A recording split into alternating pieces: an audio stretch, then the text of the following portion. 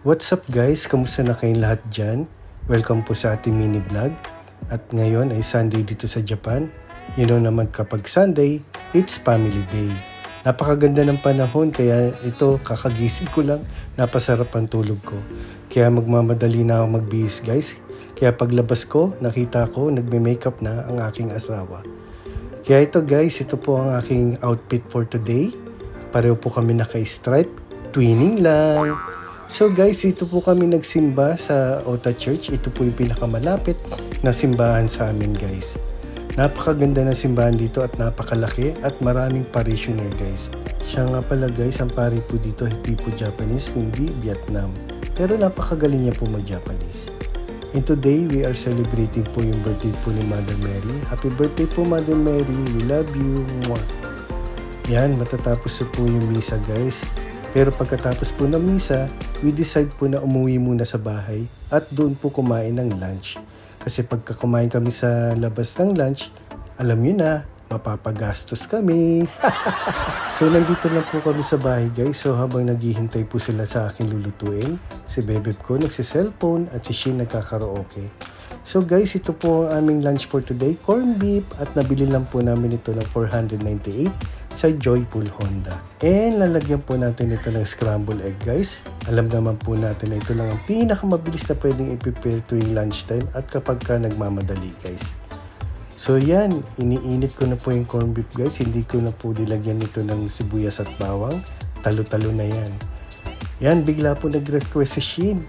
Mag-noodles daw kami. So habang niluluto ko po itong corned beef, nagpe-prepare na rin po at nagpapakulo na rin po ako ng tubig para po sa noodles namin. Sabi kasi ni Shin, tuyong-tuyo daw po yung ulam namin, wala daw po kami sabaw. Kaya yan, nag-request siya ng noodles. So nagluto po ako ng noodles guys, isang piraso, pwede na yan. Yan, so piniprepare ko na po yung hapagkainan namin guys. At maya-maya, naka-ready na po ang aming lunch. Look guys, ito na po yung aming lunch for today. For sure, nagugutom na rin kayo, no? Biro nyo guys, kung kumain kami sa labas, for sure, mapapagastos na naman kami ng sobra-sobra. At ang pinakamaganda dito guys, may ice coffee pa po si Mayora.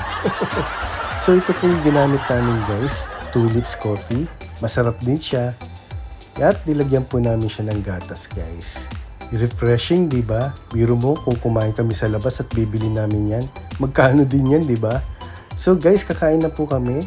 So bago po kami kumain, syempre kailangan po namin magpasalamat sa blessing ng ating Panginoon. Tara guys, kain po tayo. So time-lapse lang po to guys para po hindi po kayo mainip. Tara, kain na tayo guys!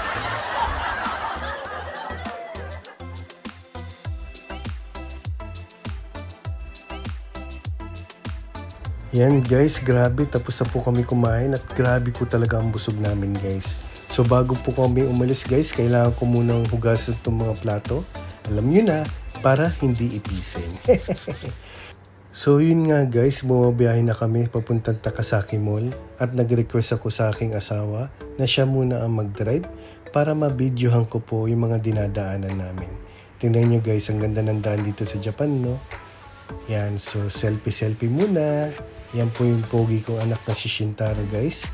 At ang asawa ko si Bebe. Ang ganda, no? So ito po yung dinadaanan namin guys papuntang Takasaki Ion Mall.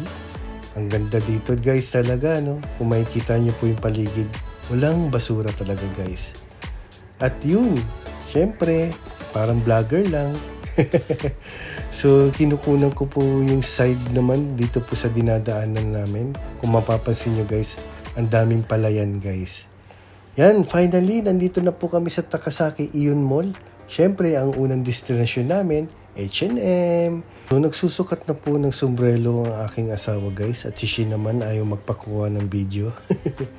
Kung makikita nyo guys yung sombrero na napili ng asawa ko, ang ganda at bagay sa kanya. At ang ganda ng t-shirt namin guys, no? Parehong stripe, twinning lang. Yan guys, nagbabayad na po ang aking asawa guys. Nakapila na po sila sa cashier. Yan, nag-uusap at mukhang sinisermo ng Shin. Yan, finally guys, nakabili na kami. Pero parang humihirit pa po ang bebeb ko. Parang gusto niya pong bumili ng bag. So guys, ito na po yung loob ng H&M guys. Grabe, ang ganda at ang laki ng H&M po dito guys. Yan, pagkatapos namin sa H&M, lumabas po kami at si Shin gustong kunin ng cellphone ko at siya daw ang magbablog. So yan, napadaan din po kami dito sa Gap. Daan lang kami dito guys, alam niyo na, tipid-tipid sa budget para mamaya may pang merienda at may panggabihan pa kami.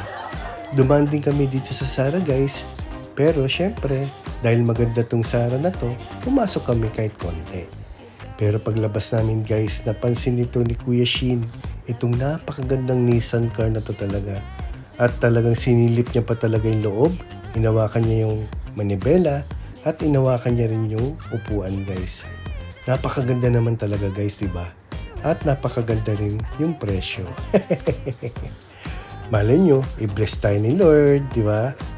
So yun, lakad-lakad lang, diba? Pasyal-pasyal, window-window shopping lang. Ang pinaka-importante dito guys, kahit walang budget, basta masaya lang kaming tatlo na namamasyal. So pumasok kami dito sa arcade guys, lumabas kami kagad dahil si Shin gusto mag-octopus game.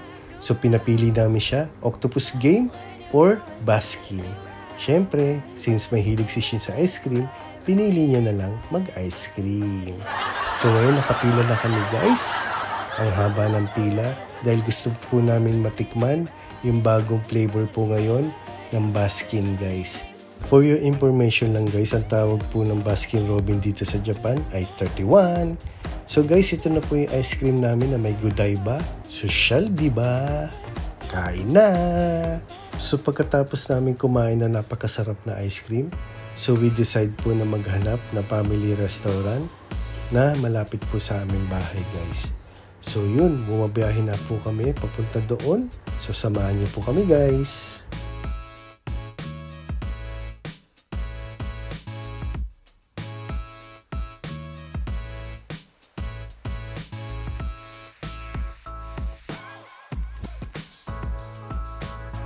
So finally guys, after 40 minutes po ng biyahe, nandito na po kami sa family restaurant sa Syria na malapit din po sa aming bahay guys. Napansin namin sa labas guys, mukhang maraming tao, pero okay lang, pumasok pa rin po kami at nagbaka sakalin mayroong bakante. Praise God, may bakante nga. At pag upo namin guys, hinanap kaagad namin na menu at umorder na po kami agad-agad guys dahil gutom na talaga kami guys. At ito na po yung in-order ko guys, burger na may squid, na may chicken. At ito po sa asawa ko, carbonara. At ito naman din po sa aking anak guys, black pasta guys. Kain na! Yun, sa sobrang gutom namin guys, tingnan nyo naman parang dinaanan ng bagyo. Yun, kaya talagang grabe, thank you Lord sa mga blessing na katulad ng ganito. Yun guys, maraming salamat po. Ay, inagaw ni Shin yung cellphone. Gusto daw niya magpaalam. Yun, finally, thank you again sa pagsama niyo po sa amin. So don't forget to like, share, and subscribe. Thank you guys! See you soon!